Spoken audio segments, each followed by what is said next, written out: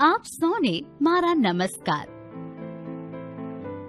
આપ સૌને અહીં એક સાથે જોઈને મને ઘણો આનંદ થાય છે.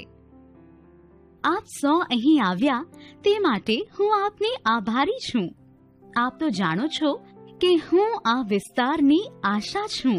આજે આપણે બધા અહીં રક્તપિત્તના રોગ વિશે વાત કરવા આવ્યા છીએ. આપણે રક્તપિત્ત સાથે જોડાયેલી કેટલીક મહત્વપૂર્ણ બાબતો જાણીશું. રક્તપિત્તના લક્ષણો કયા કયા છે, રોગને કેવી રીતે ઓળખી શકાય, તેમજ તેનો ઈલાજ શું છે. હું આપને રક્તપિત્ત સંબંધિત 2 વાર્તા કહી સંભળાવીશ. આવો સૌથી પહેલા હું તમારી ઓળખાણ આ વાર્તાઓના પાત્રો સાથે કરાવું છું. આ છે આશા.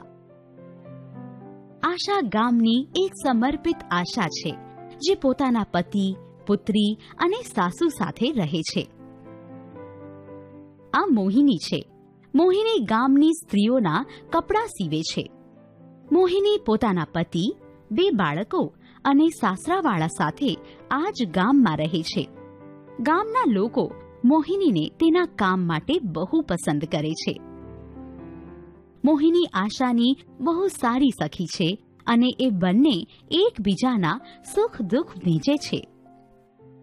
આ છે સિતારા. સિતારા ગામમાં પોતાના માતા પિતા સાથે રહે છે. સિતારા ગામના નાના બાળકોને ભણાવે છે અને સાથે સાથે ખેતીવાડીમાં પોતાના માતા પિતાને મદદ કરે છે. તો આ હતા આપણી વાર્તાઓના પાત્રો. ચાલો તો હવે હું આપને પહેલી વાર્તા સંભળાવું છું. શું આપ તૈયાર છો? આ ચિત્ર જુઓ. ચિત્રને જોઈને તમને શું ખ્યાલ આવે છે? આ બજારનું ચિત્ર છે.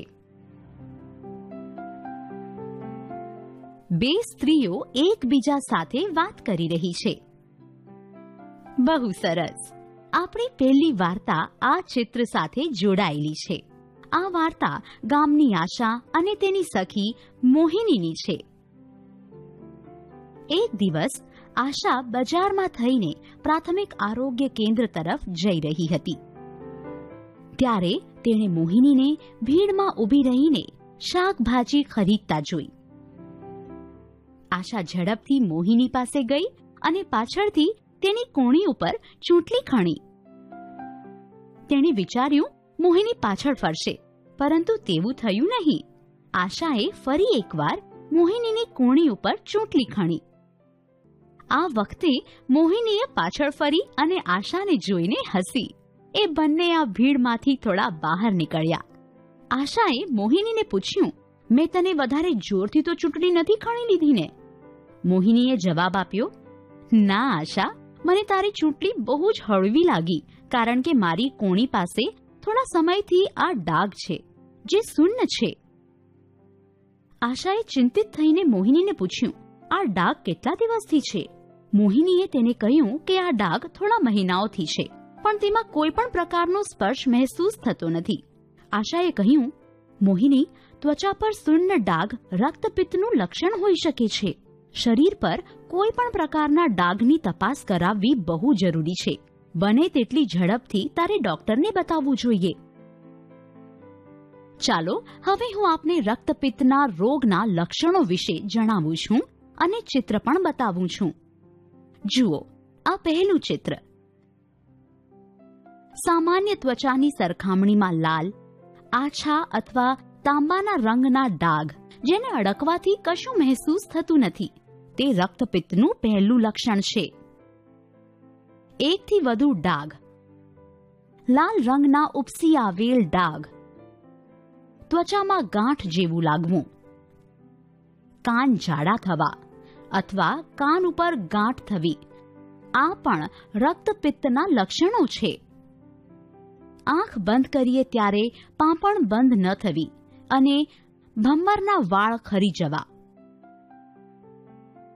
પગ, હાથ અને શરીરના અન્ય ભાગમાં અલ્સર, છાલા કે જખમ થવા જેમાં દુખાવો ન થાય, આંગળીઓમાં નબળાઈ અથવા વક્રતા અને હથેળીમાં શૂન્યતા, શુષ્કતા, હાથના સ્નાયુઓમાં નબળાઈ, હાથનું કાંડું લટકી પડવું, પગના તળિયામાં સુન્નતા, સ્નાયુઓમાં નબળાઈ અથવા પગના પંજા ઉપર ઉઠાવવામાં મુશ્કેલી, કોણી, ઘૂંટણ અથવા ગરદન પાસેની તંત્રિકાઓ જાડી થઈ જવી, દુખાવો અથવા જણજણાટી થવી, નાકનું હાડકું સુકાઈ જવાથી નાક દબાઈ જવું, આ તમામ રક્તપિત્તના લક્ષણો છે. જો કોઈને પણ આમાંથી કોઈ લક્ષણ જોવા મળે તો તેણે શું કરવું જોઈએ? જ્યારે પણ કોઈ વ્યક્તિમાં આ લક્ષણો જોવા મળે તો તમારે તરત જ આશાને બતાવવું જોઈએ અને નજીકના આરોગ્ય કેન્દ્ર અથવા સરકારી હોસ્પિટલમાં જઈને ડોક્ટર પાસે તપાસ કરાવવી જોઈએ. આવો હવે મોહિનીની વાર્તાને આગળ વધારીએ અને જોઈએ કે ડોક્ટર પાસે ગયા ત્યારે શું થયું. આશા રક્તપિત્તની તપાસ કરાવવા માટે મોહિનીને ગામની નજીક આવેલ પ્રાથમિક આરોગ્ય કેન્દ્ર લઈ જાય છે. સૌથી પહેલા ડાઘને બોલ પોઈન્ટ પેનની અણીથી અડકો અને જો બોલ પોઈન્ટ પેનનો સ્પર્શ મહેસૂસ થતો નથી તો આ રક્તપિત્તનું લક્ષણ છે અને દર્દીને આંખો બંધ કરવાનું તથા જ્યાં જ્યાં સ્પર્શ મહેસૂસ થાય ત્યાં ત્યાં આંગળી રાખવાનું કહેવામાં આવે છે. ડોક્ટરે મોહિનીને જણાવ્યું કે તેને રક્તપિત્ત છે, પણ ગભરાવાની કોઈ જરૂર નથી કારણ કે રક્તપિત્તનો ઇલાજ શક્ય છે તથા તે એમડીટી દવા મલ્ટી ડ્રગ થેરેપી વડે મટી શકે છે. એમડીટી દવાઓ તમામ સરકારી હોસ્પિટલો, સામૂહિક આરોગ્ય કેન્દ્રો અને પ્રાથમિક આરોગ્ય કેન્દ્રોમાં મફત ઉપલબ્ધ છે.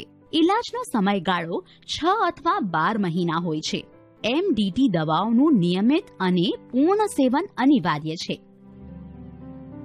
મોહિનીએ 6 મહિના સુધી નિયમિત રીતે એમડીટી દવાઓ લીધી અને રક્તપિત્તથી મુક્ત થઈ ગઈ.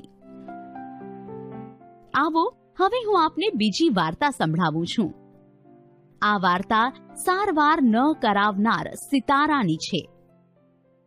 આશા અને મોહિનીના જ ગામમાં એક છોકરી રહેતી હતી જેનું નામ સિતારા હતું. સિતારા ગામમાં એક લગ્નમાં જવા માટે તૈયાર થઈ રહી હતી. તેણે અરીસામાં પોતાના વાંસામાં એક આછો ડાઘો જોયો. સિતારાને બહુ જ ચિંતા થઈ ગઈ.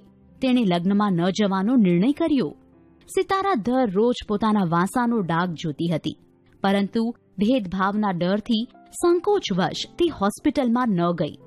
સમય વીતતો ગયો અને તેના શરીરના અન્ય ભાગમાં પણ એવા જ ઘણા ડાઘ નીકળી આવ્યા.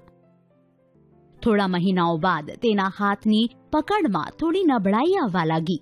હથેળી શૂન્ય થઈ ગઈ, જેને કારણે ખાવાનું બનાવતી વખતે તેના હાથ દાજી જતા, પરંતુ તેને કશું મહેસૂસ થતું નહીં. થોડા સમય બાદ તેના પગના તળિયા શૂન્ય થવા લાગ્યા. ચાલતી વખતે તેના તળિયામાં કાંટો વાગવાથી પણ દુખાવો થતો ન હતો. પરંતુ આ બધી સમસ્યાઓ હોવા છતાં પણ સિતારાએ ન ગામની આશાને વાત કરી કે ન ડોક્ટર પાસે તપાસ કરાવવા આરોગ્ય કેન્દ્રમાં ગઈ. પરિણામે તેના રક્તપિત્તનો ઇલાજ થઈ ન શક્યો અને રોગ વધતો ગયો. યાદ રહે કે રક્તપિત્તના લક્ષણો જણાય તો આપણે તરત જ ડોક્ટર પાસે જવું જોઈએ. જો રક્તપિત્ત હોવાની પુષ્ટિ થાય છે તો પૂર્ણ ઇલાજથી આપણે રોગ મુક્ત થઈ શકીએ છીએ. તપાસ કરાવવામાં વિલંબ કરવાથી અને રોગના ઇલાજમાં બેદરકારી રાખવાથી આ રોગ વધી શકે છે. આવો હવે હું આપને રક્તપિત્ત સંબંધિત કેટલીક મહત્વપૂર્ણ બાબતો જણાવું છું. પુરુષ અથવા સ્ત્રી, વૃદ્ધ અથવા યુવાન, અમીર અથવા ગરીબ, કોઈ પણ રક્તપિત્તથી પીડાઈ શકે છે. રક્તપિત્તનો ઇલાજ એમડીટી દવાથી થાય છે. ઇલાજ રક્તપિત્તને ફેલાવાથી રોકે છે. રક્તપિત્તનો ઇલાજ સરકારી આરોગ્ય કેન્દ્રો અને હોસ્પિટલમાં મફતમાં ઉપલબ્ધ છે. રક્તપિત્તની શીઘ્ર ઓળખ અને તેનો ઇલાજ વિકૃતિઓથી બચાવે છે. શોધો કે આપના કુટુંબ અથવા મિત્રો અથવા સગા સંબંધીઓ અને પાડોશીઓમાં રક્તપિત્તના લક્ષણો છે કે નહીં. જો આપને કોઈ વ્યક્તિની ત્વચા પર ડાઘ અથવા રક્તપિત્તના અન્ય લક્ષણો જોવા મળે છે તો તેમને ડોક્ટર પાસે તપાસ કરાવવા માટે પ્રોત્સાહિત કરો. હંમેશા યાદ રાખો કે રક્તપિત્તનો ઇલાજ શક્ય છે અને તેનો ઇલાજ મફત છે. રક્તપિત્તનો સમયસર ઇલાજ વિકૃતિઓથી બચાવે છે.